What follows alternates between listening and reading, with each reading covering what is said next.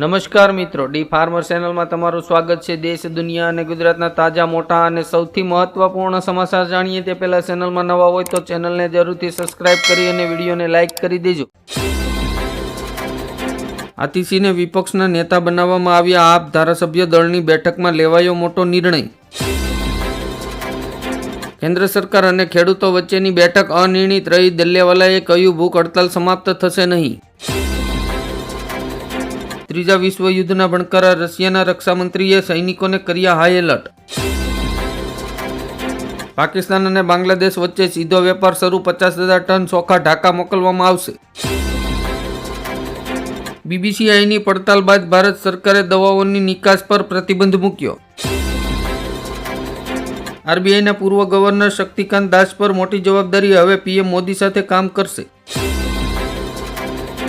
મહાશિવરાત્રી પહેલા મહાકુંભમાં ઉમટ્યું શ્રદ્ધાળુઓનું ઘોડાપુર। પ્રયાગરાજમાં 25 કિલોમીટર સુધી ટ્રાફિક જામ। મહાશિવરાત્રીના પૂર્વે પ્રયાગરાજની જેમ ભાવનગર ખાતે પણ મિની કુંભ શાહી સ્નાનનું આયોજન કરવામાં આવ્યું। 4 ધામની યાત્રા માટે 30 એપ્રિલથી શરૂ થઈ રહ્યું છે રજીસ્ટ્રેશન। સોના ચાંદીમાં તેજી। 24 કેરેટ સોનું 88,000ની નજીક પહોંચ્યું। ગેસ, કોલેસ્ટ્રોલ અને ડાયાબિટીસ માટેની 84 દવાઓ પરીક્ષણમાં ફેલ। સરકારે જારી કર્યું એલર્ટ। મહારાષ્ટ્ર સરકારે કર્ણાટક જતી તમામ ST બસ સેવાઓ બંધ કરી દીધી। સુરતના સરથાણામાં આવેલા ટ્રાફિકના ગોડાઉન પર દંડની ડુપ્લિકેટ રસીદ બતાવીને વાહનો છોડાવી જવાનું રેકેટ ઝડપાયું। ખાનગી ક્ષેત્રની બેંકે કરોડો ખાતાધારકોને આપ્યો ઝટકો। સેવિંગ ખાતા પર ઘટાડી દીધા વ્યાજદર। એડવોકેટ એક્ટમાં કેન્દ્ર સરકાર દ્વારા 1961ની કલમ 4માં સુધારો કરવાના પ્રસ્તાવ પર દેશના વકીલો વિરોધમાં। RBIનો મહત્વનો નિર્ણય। સમય પહેલા લોન ચૂકવનારાઓ પાસેથી હવે બેંક નહીં વસૂલી શકે પેનલ્ટી। રમકડા ઉદ્યોગમાં ચીનને રામ રમાડી દેશે ગુજરાત। છેલ્લા 4 વર્ષમાં રમકડા બનાવતી 50થી વધુ ફેક્ટરીઓ શરૂ કરાઈ। ઇલેક્ટ્રોનિક આઇટમના નિકાસમાં પ્રથમવાર 10 મહિનામાં 2.5 લાખ કરોડને પાર। ભારત અને ચીનને છોડશે નહીં। ડોનાલ્ડ ટ્રમ્પે ટેરિફ લાદવાની ધમકી આપી। ટૂંક સમયમાં જાહેર કરવામાં આવશે। ગીર શાસન ફરતે ઇકોઝોનમાં NOCના નિયમની સત્તા હવે કલેક્ટરને સોંપવામાં આવી। આસામમાં હવે મુસ્લિમ ધારાસભ્યોને નમાઝ બ્રેક નહીં મળે। 90 વર્ષથી ચાલી આવતી પરંપરા પૂર્ણ। આરોગ્ય મંત્રી ઋષિકેશ પટેલે કહ્યું, ગુજરાતના નાના ક્લિનિક અને લેબથી લઈને હોસ્પિટલોની નોંધણી ફરજિયાત કરવી, નહીં તો ભારે દંડ વસૂલવામાં આવશે। પેટ્રોલિયમ મંત્રી હરદીપસિંહ પુરીએ આપી માહિતી। ટૂંક સમયમાં પેટ્રોલ ડીઝલ થશે સસ્તું। હવે મધ્યમ વર્ગના લોકો પણ બનશે PM આવાસ યોજનાના લાભાર્થી। ધોરણ 1 થી 8માં વિદ્યા સહાયક બનવા માટે પ્રોવિઝનલ મેરિટ લિસ્ટ જાહેર કરાયું। ભાજપે પોતાનું વચન પાળ્યું નહીં। પહેલી કેબિનેટ બેઠકમાં આતિશીએ CM રેખા ગુપ્તાને ઘેરી। ગુજરાત યુનિવર્સિટીના વિદ્યાર્થીઓ માટે માઠા સમાચાર। ફીમાં 5,000 રૂપિયા સુધીનો વધારો।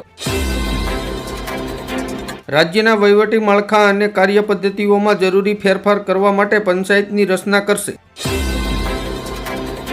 ચીન બાદ હવે ભારત પણ પાયલોટોને ડિજિટલ લાયસન્સ આપશે। સુરતમાં હેલ્મેટ વગર રાત્રે નીકળ્યા તો પણ થશે દંડ। પોલીસે નાઇટ માટે યોજી સ્પેશિયલ ડ્રાઈવ। રેખા ગુપ્તાએ CM ઓફિસમાં અરવિંદ કેજરીવાલની નિશાની રાખી। આ જોઈને થશે ખુશ આપ।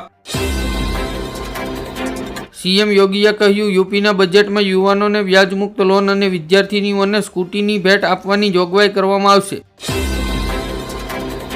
કેજરીવાલ માટે નવી મુસીબતોની શરૂઆત। 24 ફેબ્રુઆરીથી દિલ્હી વિધાનસભાનું પહેલું સત્ર શરૂ। UCC પછી ઉત્તરાખંડનો મોટો નિર્ણય। હવે બહારના લોકો રાજ્યમાં ખેતીલાયક જમીન ખરીદી શકશે નહીં। મહાશિવરાત્રીમાં મહાકુંભ જોવા માટે 1200થી વધુ બસો દોડશે। ધોરણ 12ના વિદ્યાર્થીઓ માટે સારા સમાચાર। લેપટોપ ખરીદવા માટે સરકાર 25,000 રૂપિયાની સહાય આપશે। રાહુલ ગાંધીએ કહ્યું, મોંઘવારી વધી રહી છે, પરંતુ કેન્દ્ર મૂડીવાદીઓને પ્રોત્સાહન આપી રહી છે। ઉનાળાની શરૂઆતમાં જ રાજ્યમાં માવઠાના એંધાણ। આંબાલાલ પટેલે કરી મોટી આગાહી। દિલ્હીમાં મુખ્યમંત્રીની મોટી જાહેરાત, મહિલાઓ માટે મફત બસ સેવા ચાલુ રહેશે. ગુજરાતમાં બીપીએલ કાર્ડ ધારકોને 500 રૂપિયામાં ગેસ સિલિન્ડર આપવાના સરકારના વિચારણા. મહાકુંભમાં 1999 રૂપિયામાં કપડાં બદલતી છોકરીઓની તસવીરો વેચાઈ રહી છે. ગુજરાતમાં 6 રિજિયોનલ ઇકોનોમી પ્લાન તૈયાર કરશે મુખ્યમંત્રી ભૂપેન્દ્ર પટેલ. રાહુલ ગાંધીના નિવેદન પર કેશવ મૌર્યનો વળતો જવાબ, કહ્યું સપા બસપા અને કોંગ્રેસ સાથે મળીને લડશે તો પણ ખીલશે કમળ. વિધાનસભામાં સરકારની મોટી જાહેરાત, ગુજરાતમાં સ્માર્ટ મીટર ફરજિયાત લગાવવામાં આવશે. ઉર્જા મંત્રી કનુભાઈ દેસાઈએ જણાવ્યું, રાજ્યના ખેડૂતોને નવા વીજ કનેક્શન માટે કોઈ ચાર્જ નહીં ચૂકવવો પડે. ભગવાન પણ બેંગ્લુરુને નહીં બદલી શકે, ડેપ્યુટી સીએમ ડીકે શિવકુમારના નિવેદન પર શરૂ થયો વિવાદ. રોકડ તંગીની વચ્ચે આરબીઆઈનો મોટો નિર્ણય, ભારતે 24,000 કરોડના ટ્રેઝરી બિલનું વેચાણ રદ કર્યું. પ્રજાના માથે વધુ એક મોંઘવારીનો માર, કર્ણાટકમાં દૂધના ભાવમાં થઈ શકે છે પ્રતિ લીટરે 5 રૂપિયાનો વધારો. સુરત મહાનગરપાલિકાની 130 સિટી બસ બ્લેકલિસ્ટ કરાઈ. ગુજરાતના બજેટ કરતા દેવાનો આંકડો મોટો છે, એક વ્યક્તિ પર 66,000નું દેણું. રાજસ્થાન સરકારે કરી મોટી જાહેરાત, પીએમ કિસાન યોજનામાં હવે ખેડૂતોને વાર્ષિક 6,000 રૂપિયાની જગ્યાએ 9,000 રૂપિયા આપવામાં આવશે.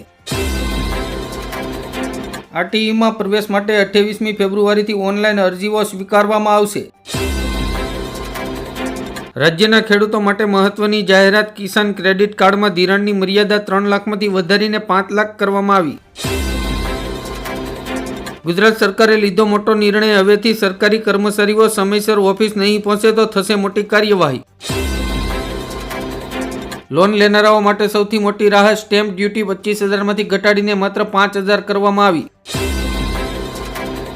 ગૂગલ પે વાપરનારાઓ માટે માઠા સમાચાર, હવેથી પૈસા ટ્રાન્સફર કરવા પર ચૂકવવો પડશે ચાર્જ. સિગારેટ અને તમાકુના ઉત્પાદનો પર જીએસટી દર વધારીને 40% કરવાના સરકારના વિચારણા. નોકરિયાત મહિલાઓ માટે ગુજરાત સરકારની મોટી ભેટ, 5 શહેરોમાં બનાવશે વર્કિંગ વુમન હોસ્ટેલ. ગુજરાતનું ચોથું બજેટ, નાણાપ્રધાન કનુભાઈ દેસાઈએ 3,70,250 કરોડનું બજેટ રજૂ કર્યું. ગૃહિણીઓ માટે માઠા સમાચાર, સિંગતેલના ભાવમાં ₹50 અને કપાસિયા તેલમાં ₹45.45નો વધારો. સરકારની પશુપાલકો માટે મોટી યોજના, ખેડૂતોને ગાય અને ભેંસ ખરીદવા માટે 2 લાખ રૂપિયા સુધીની લોન આપવામાં આવશે. ખેતીની ફરતે સોલાર ફેન્સિંગ માટે સરકારની ધાસુ યોજના, સોલાર પાવર યુનિટ કીટ ખરીદવા માટે 15,000 રૂપિયા સુધીની સહાય આપશે. પ્રધાનમંત્રી આવાસ યોજના હેઠળ જરૂરિયાતમંદ લાભાર્થીઓને આવાસ યોજનાનો લાભ આપવા સુરત જિલ્લાના 749 ગામોનો સર્વે હાથ ધરવામાં આવ્યો. 9 મહિનામાં ગુજરાત સરકારની ટેક્સ રેવન્યુમાં 9.17%નો વધારો.